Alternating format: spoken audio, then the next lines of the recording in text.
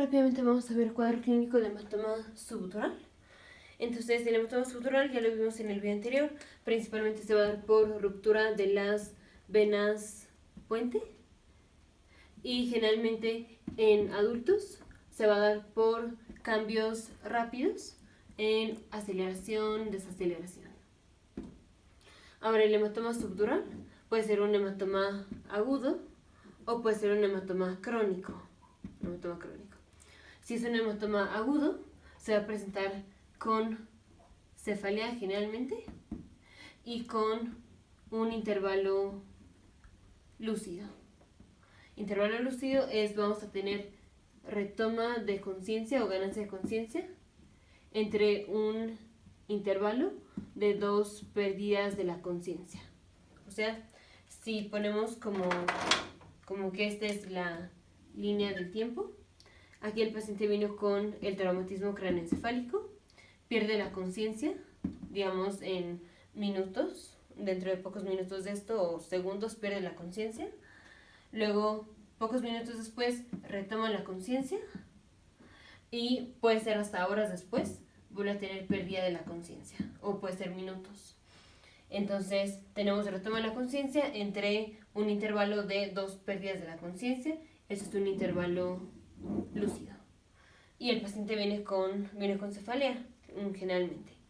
Ahora, una complicación de esto es que el paciente desarrolle herniación. Entonces, esto es porque ponemos una vista lateral del sistema nervioso central.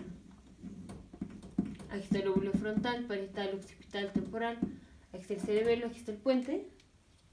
Y ponemos las meninges, aquí está la pía.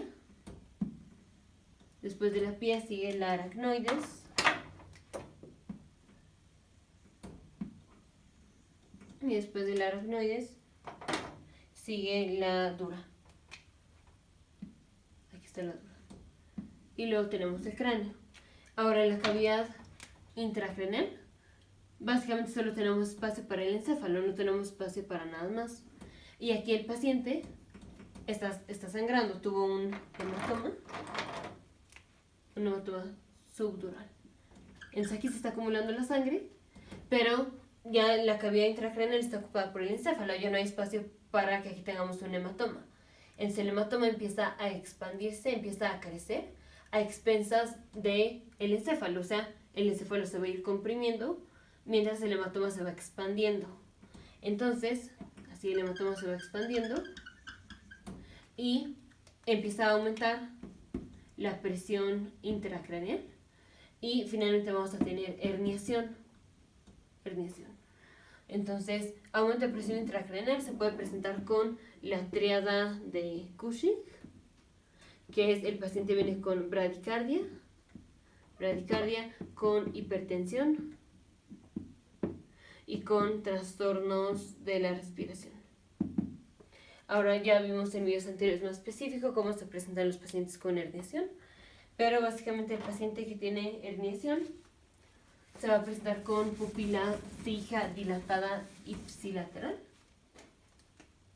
Pupila fija, dilatada, ipsilateral. Ahora también el paciente va a tener un déficit neurológico contralateral, ya es un déficit motor o un déficit sensitivo generalmente. Esto, si progresa, podría llegar a convertirse o a también involucrar un déficit neurológico focal ipsilateral. Entonces, tendremos el contralateral y luego progresa a ipsilateral también, pero esto ya es en casos súper raros y que esté bastante avanzado la herniación, como ya lo vimos en los videos de herniación. Básicamente, esto, ya cuando se hace ipsilateral ya lo vimos en otros videos, vamos a enfocarnos un poco más en esto. Ponemos un corte coronal del encéfalo a nivel del frontal y otro corte a nivel del lóbulo parietal. Entonces tenemos, aquí está un corte, aquí está el otro corte.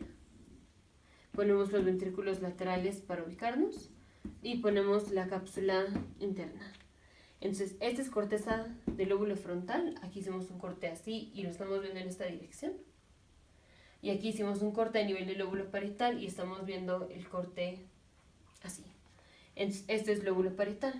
Ya en videos anteriores vimos que en la corteza, digamos en esta corteza, se recibe información sensitiva de la extremidad contralateral.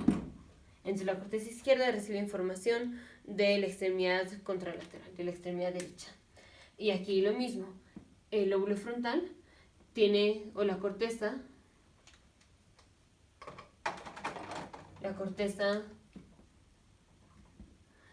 tiene control motor de la extremidad contralateral. La corteza izquierda tiene control motor de la extremidad contralateral. Entonces, si tenemos el hematoma, se está expandiendo y ya vemos que el encéfalo está comprimiendo. Digamos que una zona que se llega a comprimir es esta parte del lóbulo parietal, entonces vamos a tener un déficit sensitivo de la extremidad contralateral.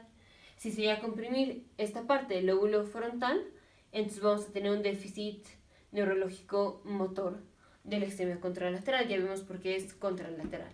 O sea, contralateral al lado del que se está comprimiendo. ¿Y qué lado se está comprimiendo? Pues el lado que tuvo el hematoma. Y también hay que ver el homúnculo de Penfield, que esto es específicamente la parte medial del hemisferio, controla las extremidades inferiores y el hemisferio lateral controla las extremidades superiores. Aquí lo mismo, la parte medial del hemisferio controla extremidades inferiores, la parte lateral del hemisferio controla extremidades superiores.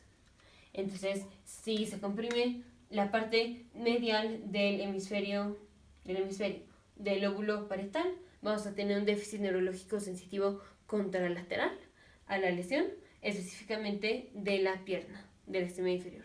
Si se comprime la parte lateral del hemisferio, específicamente del lóbulo parietal, entonces el paciente va a tener un déficit sensitivo contralateral, o sea, un déficit sensitivo de la extremidad superior contralateral. Aquí lo mismo, solo que motor.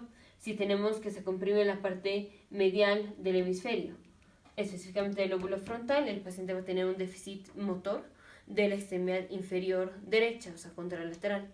Y se comprime aquí la parte lateral del hemisferio izquierdo, específicamente del lóbulo frontal, el paciente va a tener un déficit motor de la extremidad superior.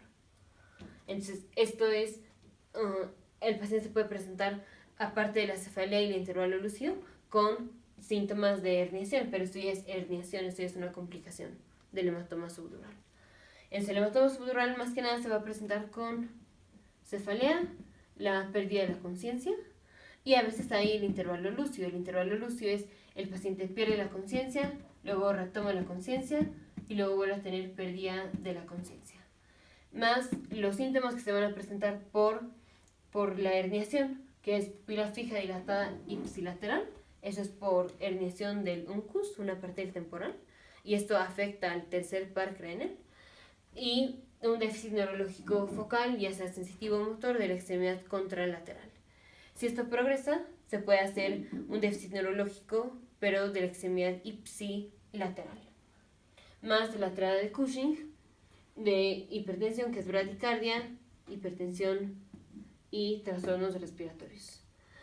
Y como ya vimos en videos anteriores, el aumento de la presión intracraneal hace que se produzca acetilcolina, y la acetilcolina estimula a las células parietales del estómago a que produzcan ácido clorhídrico. Y el ácido clorhídrico va a irritar al estómago y el paciente puede tener una úlcera gástrica por estrés. Entonces el paciente se puede presentar con melena si es que llega a sangrar la úlcera. Nos vemos en el siguiente video, futuros médicos, científicos, ingenieros.